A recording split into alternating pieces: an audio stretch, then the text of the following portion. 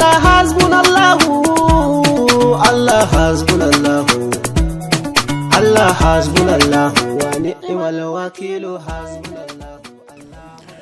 Allah shine malikin mulki tutar mulki. Tun kafin a yi wannan zaben daman suke cewa ko mun ci ma sai sun ɓaci. To kaga tun daga nan mutum ya shiga wato hurumin ubangiji kenan. Ka ce ko kaza yayi kaza sai na yi kaza. Waye yake yi? Allah ne yake yi. Tun kafin a yi a ce in an yi kaza in an yi me to kuma alhamdulillahi yadda gaba ɗaya mu 'yan Kwankwasiyya maka mai da komai ga ubangiji. Aka aji komai da komai daman da ba mu da karfin shi ya bamu.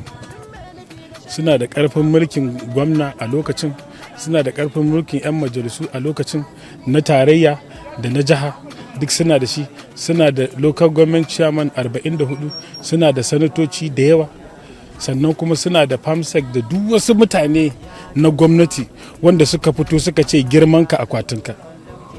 Duk wani wanda yake wani ma'aikacin gwamnati dole ya je ya shiga siyasa ya kawo kuri'u, in ba haka ba a bakin aikinsa. Dukansu suka fito, aka hada da taliya, aka hada da kuɗi, aka hada da duk abin da aka hada. To amma sai Allah ya nuna shine mai bayarwa, shine malikul mulk.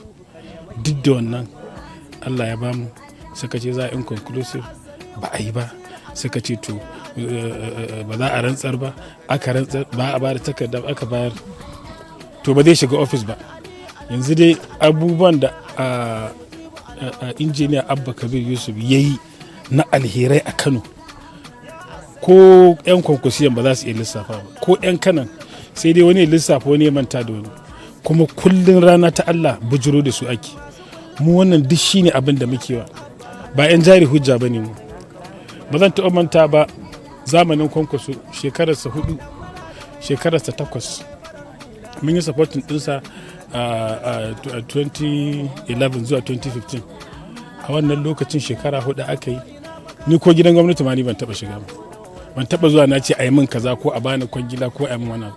Amma kullum ina alfahari, ina tunƙaho da mulkinsa saboda jama'a da yawa sun amfana.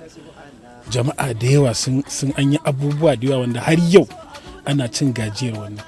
Kuma yau gashi Allah Ubangiji ya kama wani bangaren mun sake samun a gwamna karkashin Kwankwasiyya, injiniya Abba Kabir Yusuf shi ma yana kwatanta, kuma alhamdulillah mutanen Kano suna jin. Bayan shi wannan taron addu'a ne ita wannan kungiya ta kuma take yi game da to wannan taro na addu'a kamar yadda kusan kowa a misali kowane bangare yake addu'a, wanda daman can muna yi a ɗaiɗaiku, shi ma muka ga to ya kamata a zo gaba ɗaya kuma a taru a yi.